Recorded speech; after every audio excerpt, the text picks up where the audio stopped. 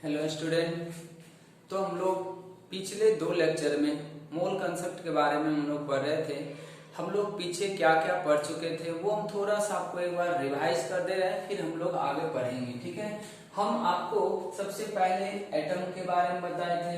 Atom के बारे में आपको सिर्फ एक बात याद रखना था, और वो बात ये था कि एटम जो है किसी भी एलिमेंट का सबसे छोटा पार्टिकल होता है। ठीक है, और इसका दूसरा जो बात ये याद रखना था कि जब हम किसी एलिमेंट के एटम की बात करते हैं तो इसका मतलब है उस एलिमेंट के सिंबल की बात करते हैं। ठीक है, अगर किसी एलिमेंट का आपके पास कहता है 5 एटम है, तो आप अपने मन में ऐसा कंसीडर करें कि उस एलिमेंट का जो सिंबल है ना उसको 5 बार हम लोग लिखेंगे। अगर हम 5 बार अपने कॉपी के ऊपर या हम अपने बोर्ड के ऊपर लिख देते हैं तो इससे ये समझ आता है या इसका ये मतलब हो जाता है कि उस पार्टिकुलर एलिमेंट का हमारे पास 5 एटम आ गया है। ठीक, और दूसरा इसी कड़ी में हम लोग आगे बढ़ते हुए मॉलिक्यूल के बारे में समझे थे।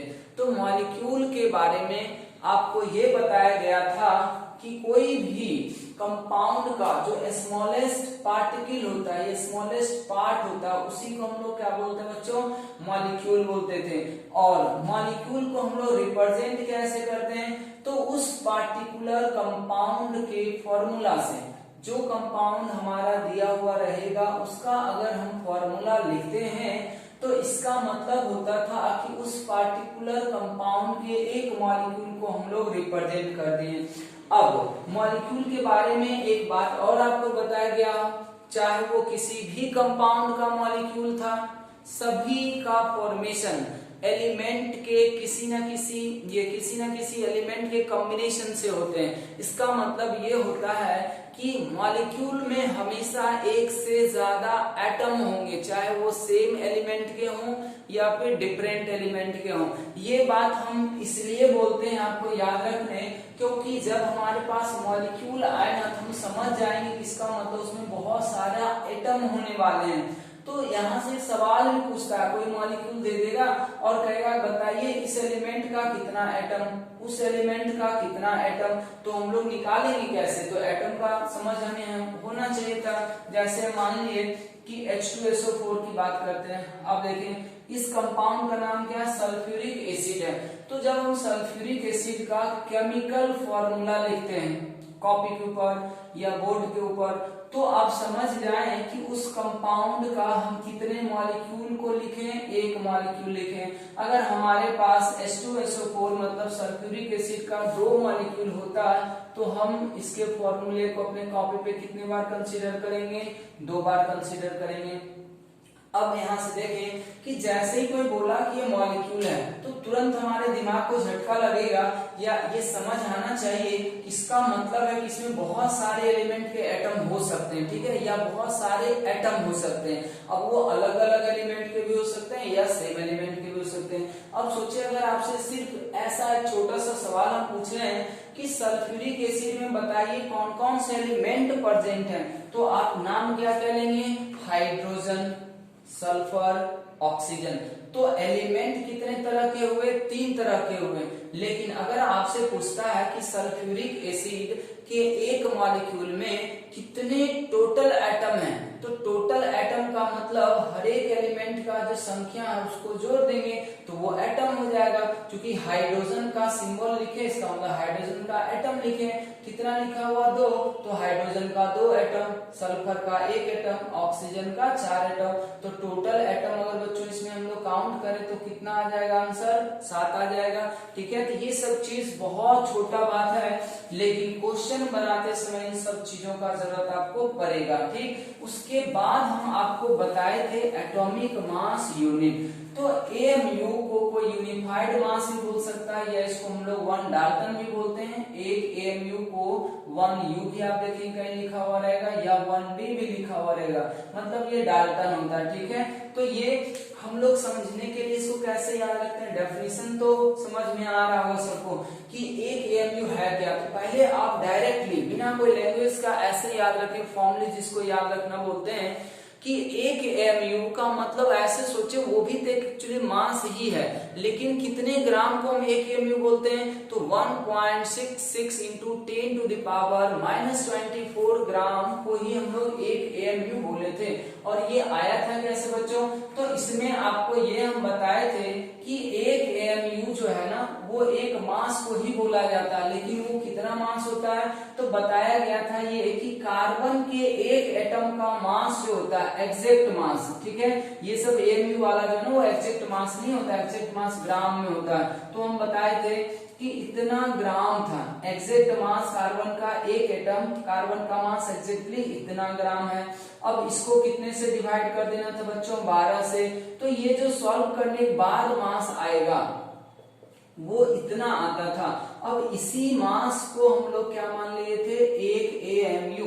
और इसको हम बहुत सिंपल तरीके से समझने के लिए आपको बताए थे कि जैसे हम लोग बोलचाल की भाषा में 5 केजी को हम लोग क्या यूज करते हैं बच्चों, पसेरी, ठीक है। 40 केजी को मन यूज किया जाता है, 40 केजी है इसका मतलब एक मन बोला जाएगा। गांव वगैरह में जाइएगा तो वहां पे ये नहीं कोई बोलेगा कि एक ये 40 केजी हमारे पास गेहूं, वो सीधा कहेगा आपको एक मन गेहूं है। तो एक कन्वेंशनल यूनिट बना दिया जाता है, ढेर सारी क्वांटिटी उसको हम एक छोटा क्वांटिटी में बोलना चाहते हैं। तो इसी तरह से केमिस्ट्री में भी इतना मास को एक यूनिट बना दिया गया, उसको बच्चों हम क्या बोलते हैं, एक एएमयू। तो हम समझते हैं ये भी टर्म आपको ध्यान रहा होगा, ठीक है। अब उसके बाद हम आए थे कि किसी भी एलिमेंट का मास क्या होता है, ठीक है, किसी भी एलिमेंट का मास क्या होता है। सोचें जिसको हम लोग एटॉमिक मास बोले थे, तो एटॉमिक मास हम लोग किसको बोले थे, एटॉमिक मास का मतलब था कि किसी भी एलिमेंट के एक एटम का जब हम मास निकालते हैं एएमयू में, तो वही क्या कहलाता बच्चों, एटॉमिक मास। उसी तरह से मॉलिक्यूलर मास क्या होता था, तो किसी भी कंपाउंड के एक मॉलिक्यूल का जो मास होता है उसको हम लोग क्या बोलते हैं, मॉलिक्यूलर मास। फिर हम आपको बताए थे रिलेटिव मास। रिलेटिव मास का मतलब वो सिंपल एक संख्या होता है, आप उसको ऐसे समझ सकते हैं। रिलेटिव मास क्या होता है बच्चों, एक संख्या होता है। और वो संख्या क्या इंडिकेट करता है, तो अगर किसी भी एलिमेंट का रिलेटिव मास पूछे तो आप उसको ऐसे समझ सकते हैं कि हर एक एलिमेंट का जो रिलेटिव मास होता है वो एक नंबर होता है, एक संख्या होता है, जो ये इंडिकेट करता है कि उस पार्टिकुलर एलिमेंट के एक एटम का मास, ठीक है, कार्बन 12 के एक एटम के मास के 12वें भाग से कितना ज्यादा है, तो उसी को हम लोग बोल देते हैं रिलेटिव मास। और वहां पे हम कुछ एग्जांपल भी आपको समझाने की कोशिश किए थे। तो बच्चों ये सब चीज हम लोग पीछे पढ़ चुके हैं, और भी बहुत सारा चीज आपको बताया गया था, इलेक्ट्रॉन कैसे निकालते हैं, प्रोटॉन कैसे निकालते हैं, न्यूट्रॉन कैसे निकालते हैं। अब बताए मास नंबर और एटॉमिक मास, एक ये भी दिक्कत होता है बच्चों के दिमाग में, कोई लिखता मास नंबर, मास नंबर, एक कोई लिख दिया एटॉमिक मास। अब इसमें बच्चे बहुत ज्यादा कंफ्यूज रहते हैं। अब सोचें कि ये जो मास नंबर है ना, इसको हम लोग क्या बोलते हैं ना कि ये हमेशा इंटीग्रल फॉर्म में होता है। कारण क्या है कि मास नंबर आप क्या लिखते हैं, प्रोटॉन प्लस न्यूट्रॉन लिखते हैं। तो सोचें कि न्यूट्रॉन और प्रोटॉन का संख्या कभी फ्रैक्शन में आ सकता है क्या, तो अब आगे अगर देखेंगे ना तो कोई कहेगा ना क्लोरीन का एटॉमिक मास 35/5 मास नंबर। तो मास नंबर जो है ना बच्चों और एटॉमिक मास में थोड़ा सा डिफरेंस समझ सकते हैं। मास नंबर किसी भी एलिमेंट का फ्रैक्शन नहीं आ सकता है। कोई कहेगा क्यों नहीं आ सकता है, तो इसलिए नहीं आ सकता है क्योंकि मास नंबर जो होता है वो इलेक्ट्रॉन का और प्रोटॉन का और न्यूट्रॉन का सम होता है, और किसी भी एलिमेंट के अंदर प्रोटॉन और न्यूट्रॉन फ्रैक्शन में पाए नहीं जाते हैं। इसीलिए मास नंबर हमेशा क्या होगा बच्चों, वो एक इंटीग्रल पार्ट ही आएगा, जबकि एटॉमिक मास देखेंगे वो फ्रैक्शन में आएगा।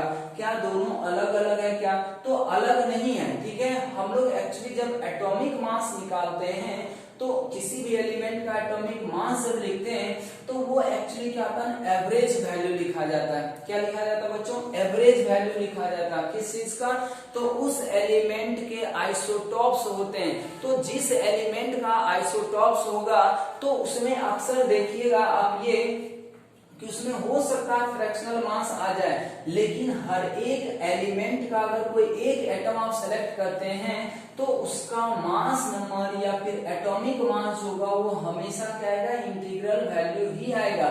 लेकिन जब हम किसी एलिमेंट का एटॉमिक मास की बात करते हैं तो वो एक्चुअली एवरेज वैल्यू होता है किस किस चीज का, तो उसके आइसोटोप्स का। जैसे हम आपको एग्जांपल दे रहे हैं, क्लोरीन है तो क्लोरीन एटम है। अब देखिए क्लोरीन का अगर आप एक एटम को जज करेंगे तो उसका मास हमेशा क्या आएगा, इंटीग्रल ही आएगा। जैसे देखेंगे तो एक का मास 35 लिखा हुआ रहता और दूसरे का मास क्या होता, 37 होता। ज्यादातर आइसोटोप्स परसेंटेज में ये तो हो सकता और भी कोई आइसोटोप्स रहे होंगे, ज्यादा जो मोस्ट एबंडेंस में होते हैं वो यही दोनों होते हैं। अब बताएं तो क्या क्लोरीन का मास, इस क्लोरीन का मास फ्रैक्शन में क्या नहीं है, 35 है, इसका मास 37 है, फ्रैक्शन नहीं है।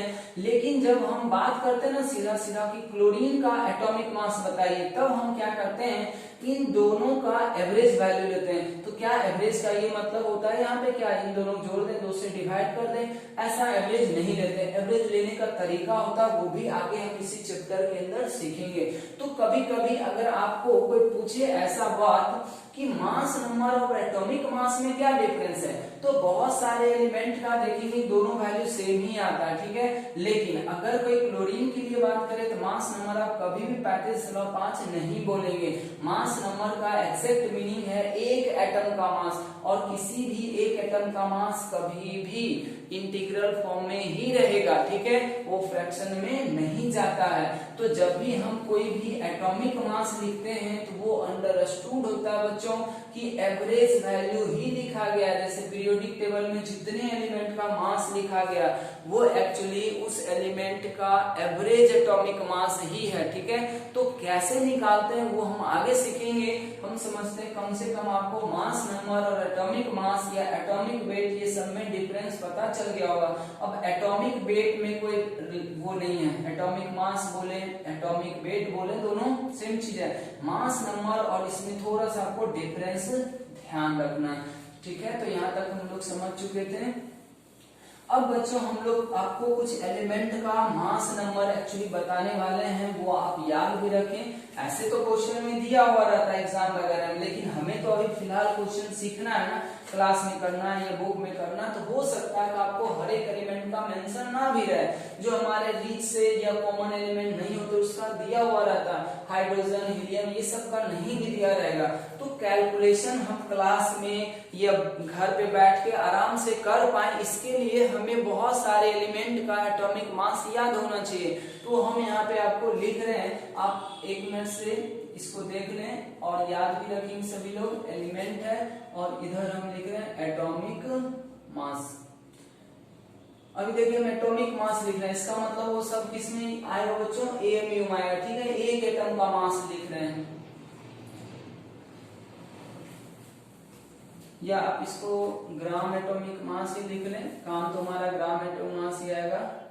Gram atomic mass, gram atomic mass का डेफिनेशन आपको अभी नहीं बताया, वो आगे हम लोग करेंगे जब मॉल स्टार्ट कर लेंगे तब। लेकिन आपको एक मेन बात ये याद रखना, जो एटॉमिक मास होता है अगर उसी मास को आप ग्राम में रिप्रेजेंट कर देंगे, चूंकि एटॉमिक मास किस यूनिट में था बच्चों, एएमयू में, तो उस एएमयू से हम ग्राम में चले जाएंगे तो हमारा वो वैल्यू क्या आ जाएगा, ग्राम एटॉमिक मास आ जाएगा। तो आगे हम लोग देखेंगे दोनों वैल्यू में कोई फर्क नहीं पड़ता, ये भी ध्यान रखें। अगर कोई एटॉमिक मास कार्बन का 12 बोलता है ना, तो ग्राम एटॉमिक मास भी 12 ही आएगा, वैल्यू में कोई फर्क नहीं पड़ता। लेकिन बोलचाल की भाषा में थोड़ा सा हम लोग ध्यान रखते हैं कि एटॉमिक मास एएमयू में आएगा, ग्राम एटॉमिक मास ग्राम में आएगा, लेकिन दोनों का वैल्यू सेम ही रह जाता है। वो हम देखेंगे भी क्यों ऐसा हो पाता है। अब जैसे कि पहला एलिमेंट है हाइड्रोजन, सबको पता होगा इसका ग्राम एटॉमिक मास कितना होता है, 1 ग्राम। चूंकि हम ग्राम लिख रहे हैं तो सबको ग्राम में लिखेंगे। और याद रखें कि जो भी हम यहाँ पे लिख रहे हैं वो एक्चुअली अब एवरेज वैल्यू लिखाएगा, ठीक है, वो सब का सब क्या होगा, एवरेज वैल्यू ही लिख रहे होंगे। इसके बाद कौन आ जाएगा, हीलियम, हीलियम का कितना आ जाएगा, 4 ग्राम, ये सब याद रखना होगा आपको। फिर से आ जाएगा लिथियम, लिथियम के लिए हम लोग कितना लिखते हैं, 7 ग्राम। फिर आ जाएगा आपका बेरिलियम, बेरिलियम के लिए हम लोग 9 ग्राम। फिर आएगा बोरोन, बोरोन के लिए हम लोग 11 ग्राम लिख सकते हैं। फिर आएगा कार्बन, कार्बन के लिए 12 ग्राम हम लोग जनरली यूज करते हैं। देखिए ये एक्चुअली क्या है, एवरेज वैल्यू हम लोग लिख रहे हैं यहाँ पे सब। नाइट्रोजन का आ जाएगा 14 ग्राम। फिर अगर हम ऑक्सीजन की बात करें तो आ जाएगा 16 ग्राम, ठीक है। फिर अगर हम लोग फ्लोरीन की बात करें तो आ जाएगा आपका 19 ग्राम। ये सब याद होना चाहिए सभी लोगों को। कैलकुलेशन हम लोग का थोड़ा फास्ट भी होता है और केमिस्ट्री पर है, याद तो होना भी चाहिए ये सब चीज। सोडियम 23 ग्राम, मैग्नीशियम 24 ग्राम। ऐसे हम ये नहीं करेंगे आपको सारे मास याद होना चाहिए, क्वेश्चन में प्रोवाइड भी होते हैं, बट हम लोग थोड़ा अपनी सहूलियत के लिए लिख लेते हैं कि क्वेश्चन में हम लोग जल्दी जल्दी करें ताकि हम लोग का सवाल जल्दी जल्दी बन सके। ये बच्चों होता है 27 ग्राम,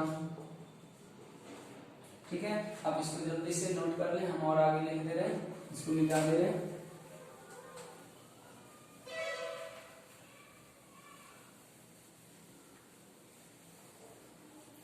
चलिए नंबरिंग अपना दे देंगे, 13 तक हुआ होगा।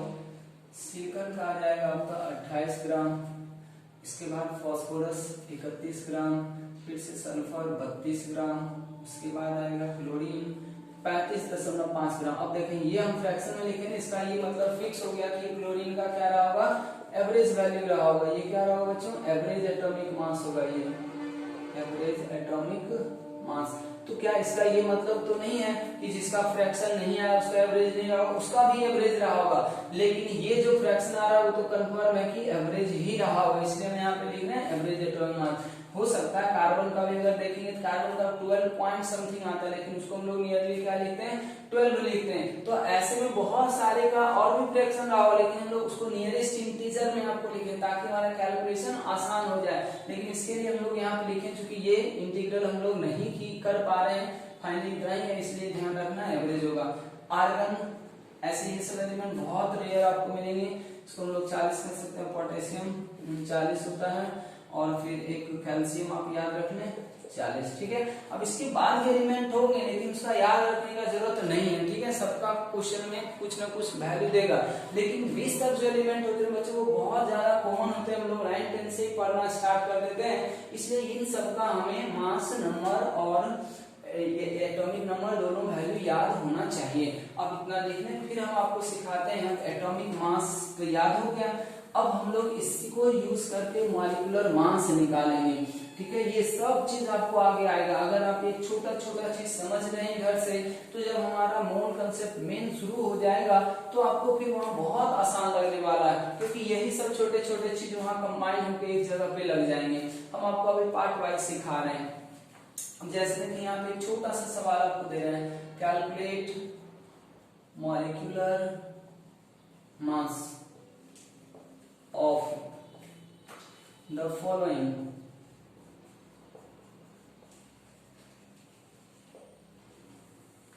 ठीक है।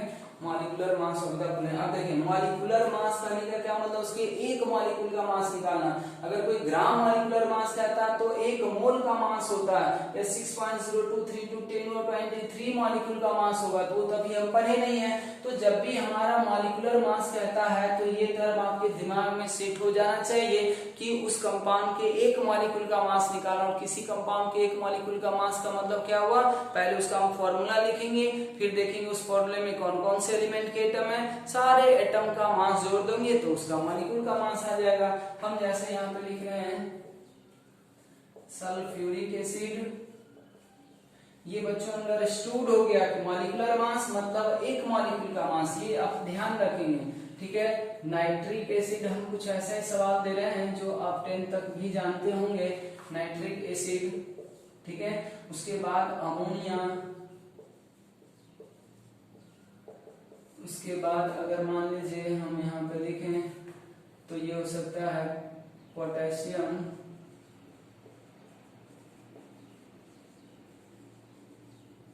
क्लोराइड, फॉस्फोरिक एसिड,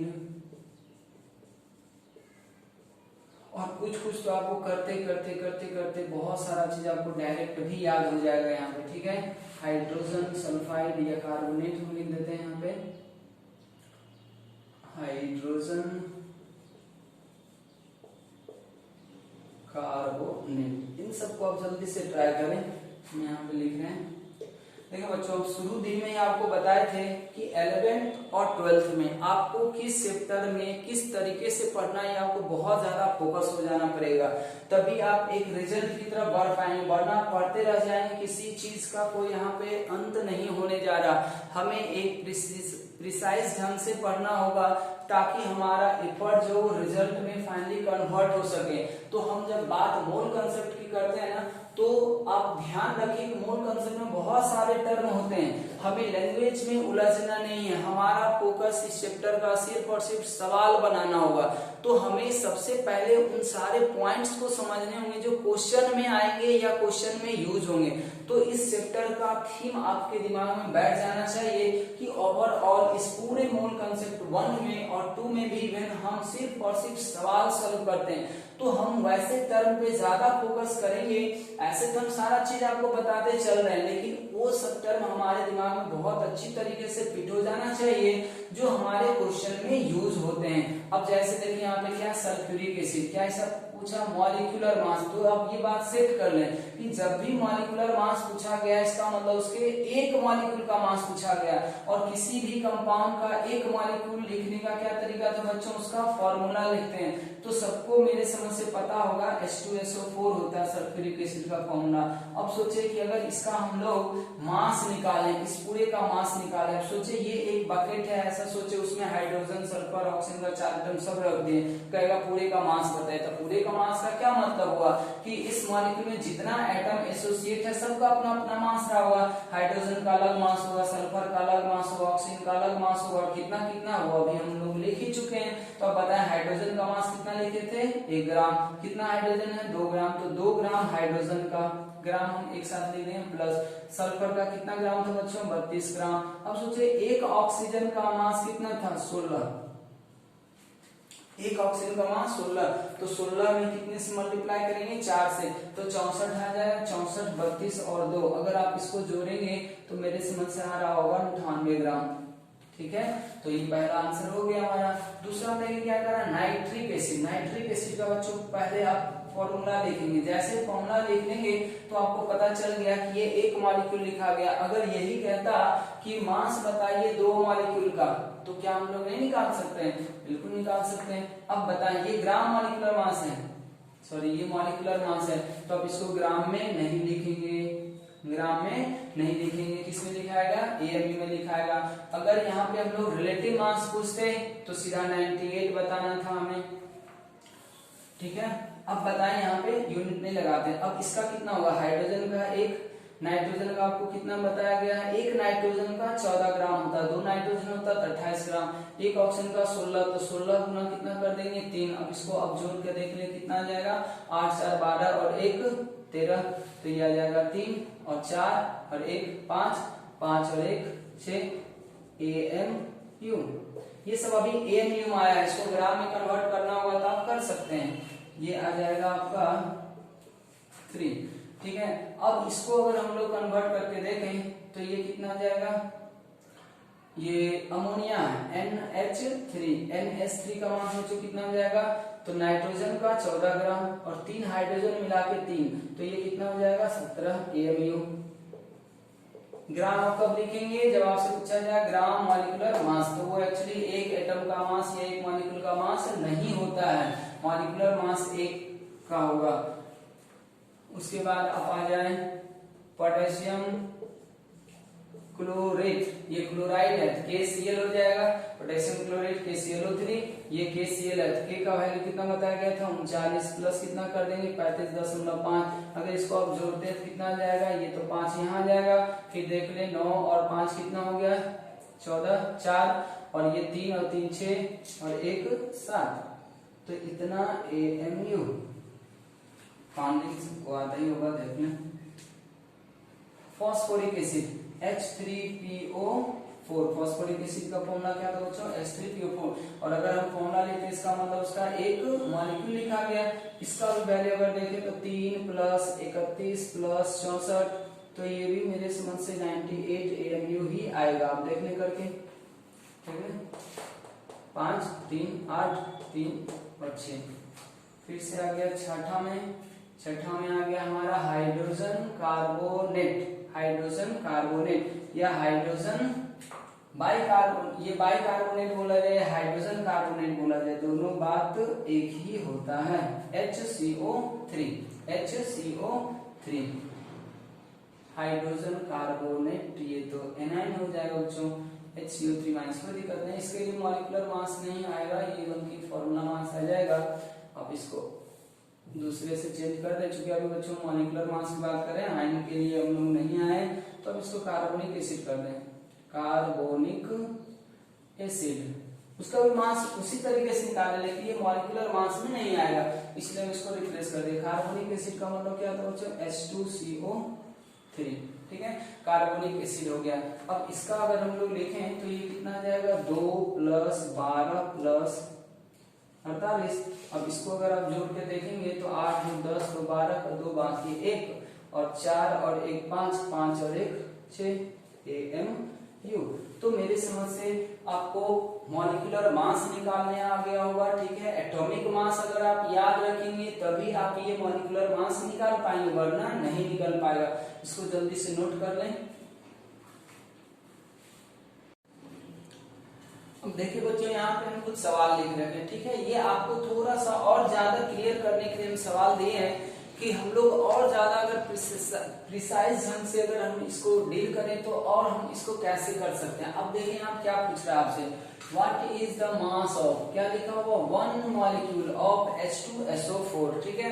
तो अब ध्यान से देखते रहें, हम यहाँ पे पहले क्वेश्चन का आंसर कर रहे हैं, ए पार्ट का, ठीक है। ए पार्ट का आंसर क्या होगा, तो आपसे क्या पूछा, एक मॉलिक्यूल का मास पूछा है, तो एक मॉलिक्यूल का मास अभी पीछे निकाले भी थे, ये कितना आ रहा था, 98। अब सोचना है कि ये 98 क्या होगा, तो एक मॉलिक्यूल का मास हम हमेशा किस में रिप्रेजेंट करते हैं बच्चों, AMU में। ये ध्यान दें, एक मॉलिक्यूल, एक एटम के मास को हमेशा किस में रिप्रेजेंट करते हैं, AMU में करते हैं। अब बी में देखिए क्या पूछा, कहता what is the molecular mass of H2SO4। अब देखिए पीछे भी हम मॉलिक्यूलर मास लिख रहे थे, तो हम लोग बहुत बार क्या करते हैं, इस चीज पे फोकस नहीं करते। आप देखेंगे एक मोल कंसेप्ट में जरूरत होगा ग्राम मॉलिक्यूलर मास का, लेकिन हम बार बार क्या बोलते रहते हैं, मॉलिक्यूलर मास MU वाला, या फिर ऐसे रखते हैं, वैल्यू रखते हैं, लेकिन वो एक्चुअली ग्राम मॉलिक्यूलर मास ग्राम में होना चाहिए था।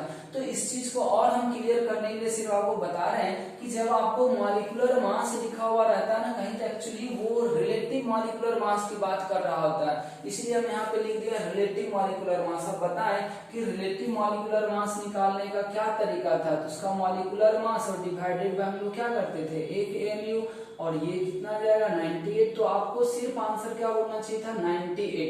पीछे वाले में भी सब ऐसा ही होना चाहिए था, लेकिन चूंकि हम लोग AMU में भी निकालते हैं, एक AMU में हम लोग वहां पे कैंसिल करें ना करें कोई दिक्कत नहीं है, लेकिन स्पेशली अगर कोई पूछता है मॉलिक्यूलर मास 1 मॉलिक्यूल और ग्राम मॉलिक्यूलर मास में क्या डिफरेंस है, तो उस चीज को क्लियर करने के लिए हम आपको और अच्छी तरीके से बता रहे हैं कि जब मॉलिक्यूलर मास पूछता है ना, तो एक्चुअली मॉलिक्यूलर मास क्या होता है, एक नंबर होता है, ठीक है। देखें ये नंबर आया ना 98, इसका क्या मतलब होता है, इसका यही मतलब होगा कि H2SO4 के एक मॉलिक्यूल का जो मास है, कार्बन 12 के एक एटम के मास के 12वें भाग से 98 टाइम्स ज्यादा भारी होगा, ठीक है।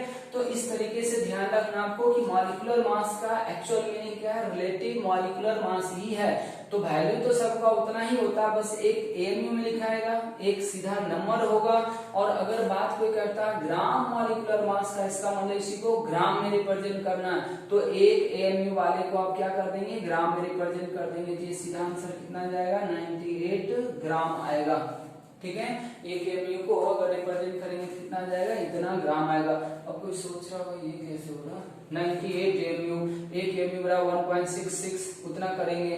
तो ये अभी हम नहीं समझाने की कोशिश करें आपको, क्योंकि जब हम मोल पढ़ेंगे ना तब आपको वहां पता चलेगा कि ग्राम मॉलिक्यूलर मास का डेफिनेशन एक्चुअली क्या है। तो ग्राम मॉलिक्यूलर मास का डेफिनेशन होता है कि Na एटम या Na मॉलिक्यूल का मास, जब Na मॉलिक्यूल का मास निकालेंगे ना ग्राम में, तब आपको फिर 98 ग्राम ही आता हुआ दिखेगा। इसीलिए आप सीधा इन तीनों में बेसिक डिफरेंस ध्यान रखें, इसीलिए सिर्फ ये सवाल दिया जा रहा है, ठीक है, कि अगर कोई 1 मॉलिक्यूल या 1 एटम का बात करेगा तो उसका मास हमेशा AMU में बताएंगे आप। अगर मॉलिक्यूलर मास का बात करता है तो ये एक सिंपल फैक्टर होता है और ये बताता है कि कार्बन के एक एटम के मास का जो 12वां पोर्शन होगा उससे उस पार्टिकुलर मॉलिक्यूल या उस पार्टिकुलर एटम का मास कितना ज्यादा होगा। तो ये एक सीधा फैक्टर होता है, इसीलिए हम लोग इसमें कोई यूनिट नहीं लगाते हैं। और अगर ग्राम मॉलिक्यूलर मास बोलेगा तो आप इतना बोलेंगे। तो हम समझते हैं इस क्वेश्चन से आपको तीनों वर्ड में और ज्यादा क्लियरेंस आया होगा।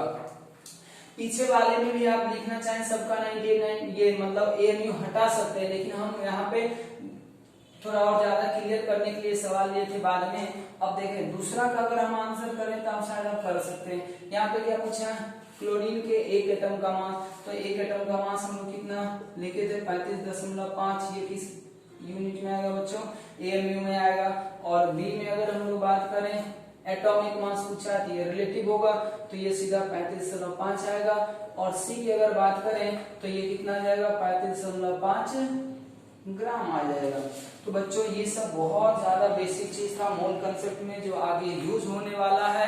तो आज हम लोग यहीं पे स्टॉप करेंगे और अब नेक्स्ट जो लेक्चर बनेगा वो हमारा होगा मोल के डेफिनेशन से। अब हमारा मोल एक्चुअल में शुरू हो रहा। अब हम लोग मोल का जो टर्म है उसको समझने की कोशिश करेंगे, ठीक है। तो मोल होता क्या है, ठीक है, ये किस चीज के बारे में बताएगा और ये कितने कितने चीज को रिप्रेजेंट कर सकता है, वो सारे चीजों के बारे में हम लोग अब नेक्स्ट लेक्चर से शुरू करेंगे। और जब अब नेक्स्ट लेक्चर शुरू होगा तो आप देखेंगे कि जो भी चीज आपको ये 2 लेक्चर में बताया गया है, ठीक है, उन सभी चीजों का यूज आपको यहाँ बहुत ज्यादा करना पड़ेगा। इसलिए हम पहले ये सब चीज आपको थोड़ा बहुत बता रखे हैं। तो ये सब चीज ध्यान से पढ़ के आएंगे, ठीक है, पढ़ लेंगे सभी लोग, तभी आपको ये नेक्स्ट लेक्चर जो है और ज्यादा आसान रहेगा, ठीक है। तो आज के लिए हम लोग इतना ही करते हैं, सभी लोग आराम से पढ़ते रहें। इतने के लिए